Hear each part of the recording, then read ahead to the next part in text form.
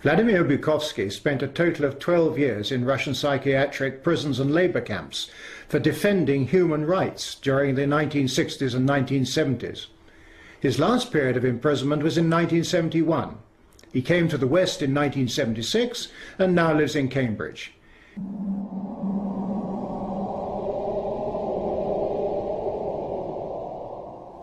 It is really puzzling to me that having just buried one monster, the Soviet Union, another remarkably similar one, the European Union, is being built.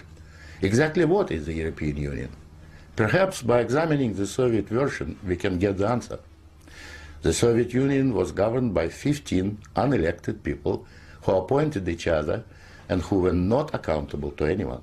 The European Union is governed by 24 people who appoint each other, meet in secret, and are not accountable to anyone, and whom we cannot sack. One might say that the EU has an elected parliament. Well, the Soviet Union had a parliament of a sort too, the Supreme Soviet. We just rubber-stamped the Politburo decisions, pretty much like the European Parliament does, where speaking time in the chamber is limited within each group and often amounts to 1 minute per speaker. In the EU, there are hundreds of thousands of bureaucrats with their huge salaries, their staff, servants, bonuses and privileges, their lifelong immunity from prosecution, which is simply shuffled from one position to another, no matter what they do or fail to do. Is this not exactly like the Soviet regime? The Soviet Union was created by coercion and very often with a military occupation. The European Union is being created, admittedly not by armed force, but by coercion and economic bullying. In order to continue to exist, the Soviet Union spread itself further and further.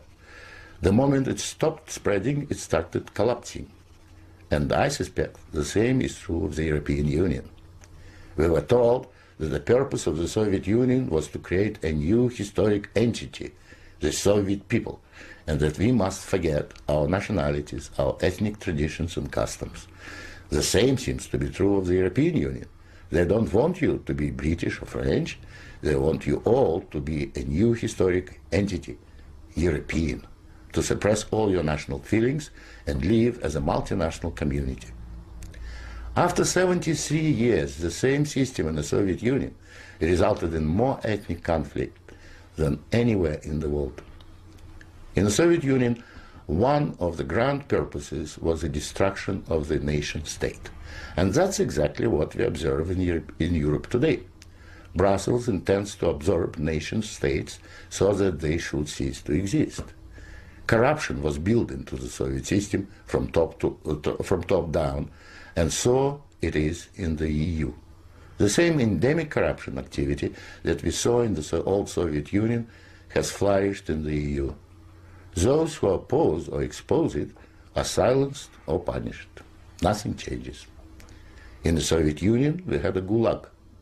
I think we have a gulag in the European Union also, an intellectual gulag known as political correctness. When anyone tries to speak their mind on questions of race or gender, or if their views differ from those approved, they will be ostracized. This is the beginning of the gulag, the beginning of your loss of freedom. In the Soviet Union, they told us we needed a federal state to avoid war. In the European Union, they are telling you exactly the same thing. In short, the same ideology underpins both systems. The EU is an old Soviet model presented in Western guise. But again, like the Soviet Union, the European Union has within itself the seeds of its own demise.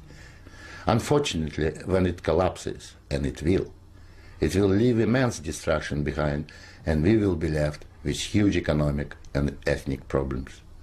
The old Soviet system was incapable of reform, so is the European Union.